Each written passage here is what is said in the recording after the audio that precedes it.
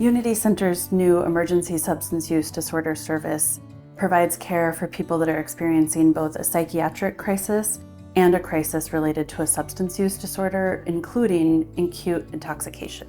We'll likely serve roughly 800 people per year. We suspect a minimum of 600 in the first year, and we'll build thereafter.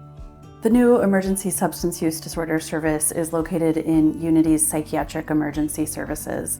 The service is meant to tend to people that have psychiatric crises that are also acutely intoxicated and maybe suffering crises related to their substance use disorder as well. Unity also is perfectly positioned for this because we are trained in trauma-informed care, crisis de-escalation, and we can manage some of the behaviors that can be hardest and oftentimes associated with substance use disorders.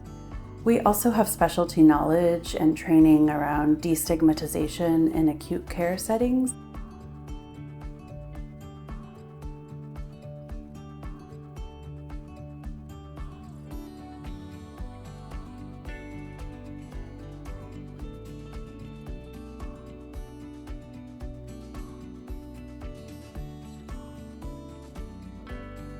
Peer support in an environment like this is so important because people are often feeling really alone and alienated, and to have somebody there to welcome them who has lived experience will really make all the difference, and be able to understand what they're going through and show up without judgment and really just meet them where they're at.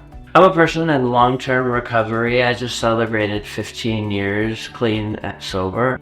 What happened in my recovery is that I was lucky enough to find folks like myself who really knew what I had been through and that had been missing the entire time that I had tried to get sober on my own.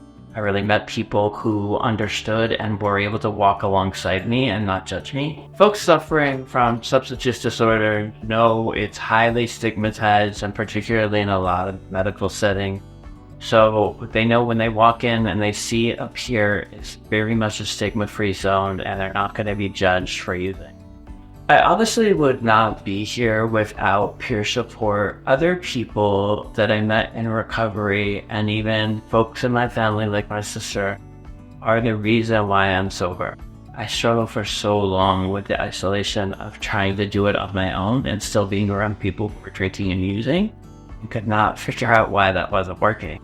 And the magic thing that happened to me was really being around people who just showed up for me no matter what, and they understood what I was going through.